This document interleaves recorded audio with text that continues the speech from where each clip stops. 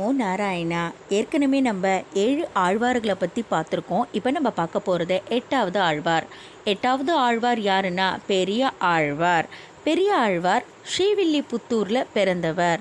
அந்த ஊருக்கு ஸ்ரீவில்லிபுத்தூர் அப்படின்னு பேர் வந்ததே ஒரு சுவாரஸ்யமான கதை. அது என்ன கதை அப்படின்னா, வில்லி கந்தன் அப்படின்னு அண்ணன் தம்பி 2 பேர் இருந்தாலாம். அவ 2 பேரும் வேட்டைக்காரர்கள். அண்ணன் ஒரு நாள் செத்து போயிட்டான். அவன் பேர் கந்தன். உடனே வில்லி அழறான். பெருமாளுக்கு முன்னாடி நின்றுண்டு, அந்த திருவுருவத்துக்கு முன்னாடி நின்றுண்டு அழறான். அப்போ பெருமாளே நேரில் வந்து, கவலைப்படாத வில்லி, இங்கே எனக்காக ஒரு கோவில் கட்டு, அதை சுற்றி ஒரு கிராமம் அமைச்சிக்கோ, அதுக்கு ஓம் பேரே வெய்யே அப்படின்னு பகவான் நாராயணன் கூறி மறைந்தார். உடனே இவன் பகவான் விஷ்ணுக்கு ஒரு கோவில் கட்டுறான். அந்த கோவிலில் இருக்கிற பெருமாள் பேர் வடபத்ர சாயி. இந்த பெருமாள் பார்க்க எப்படி இருப்பார் அப்படின்னா, ஆளிலை மேலே பகவான் சைன திருக்கோலத்தில் இருப்பாளாம். அதாவது யோக நித்திரைன்னு சொல்வார் இல்லையா, கண்ணை மூடின்னு படுத்துன்னு இருப்பாராம்.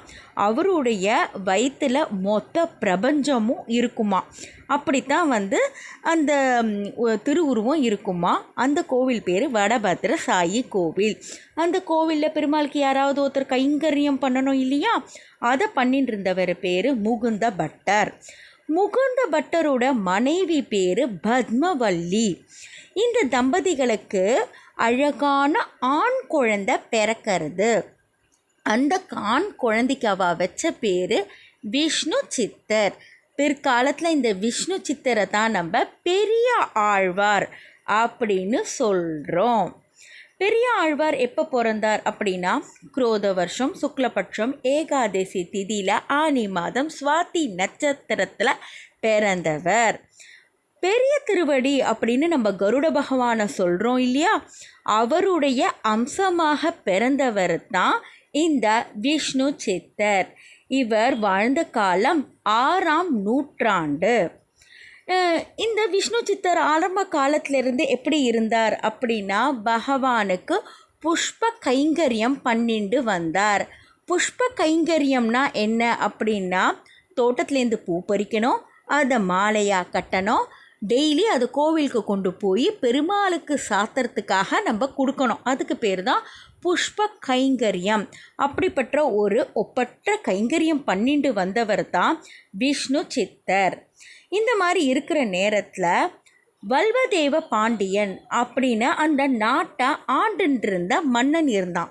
அவருக்கு ஒரு சந்தேகம், எந்த பகவான் மிகவும் சிறந்தவர் அப்படின்னு ஒரு சந்தேகம் அவருக்கு வந்தது. உடனே அவருடைய அமைச்சரான புரோஹிதர் செல்வ நம்பியை கூப்பிட்டு, உலகத்திலேயே எந்த பகவான் மிகவும் சிறந்தவர் அப்படின்னு கேட்ட உடனே அதுக்கு அந்த புரோஹிதர் சொல்கிறாராம், எனக்கு தெரியாது, ஆனால் இதை நம்ம வந்து ஒரு பட்டிமன்றம் மாதிரி வைக்கலாம், சொற்பொழிவு அந்த மாதிரிலாம் சொல்வா இல்லையா, அதாவது அறிஞர்களை கூப்பிடணுமா, பட்டிமன்றம் வைக்கணுமா, அவள் வந்து பெருமாளை பற்றி பேசணுமா.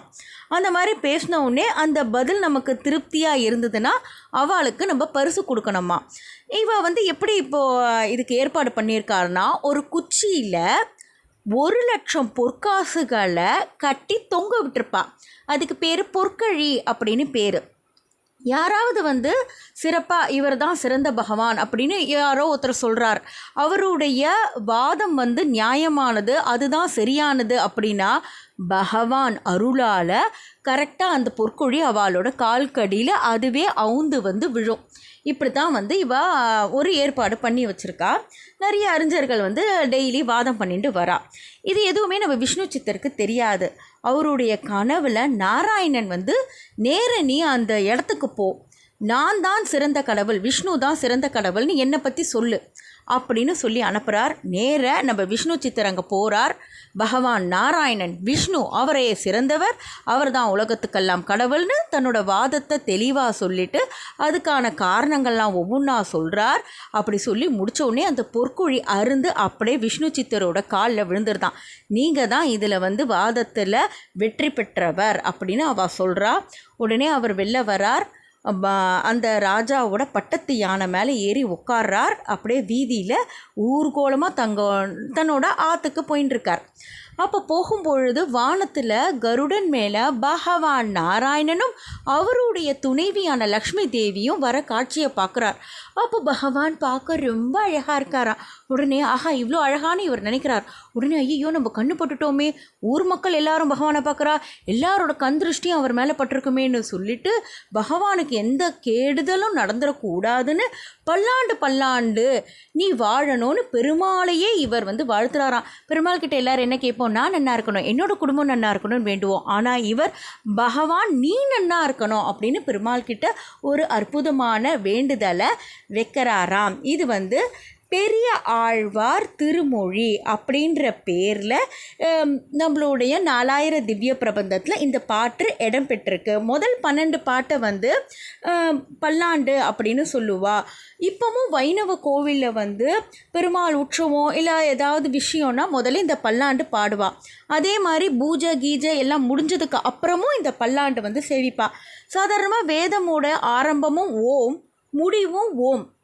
அந்த மாதிரி பகவான் நாராயணனுக்கு பூஜை பண்ணுற கோவிலில் என்ன பண்ணுவான்னா இந்த பல்லாண்டை கார்த்தாலையும் பாடுவா, சாயங்காலம் அந்த கோவிலை நடசாத்துற டைம்லேயும் இதை பாடுவா.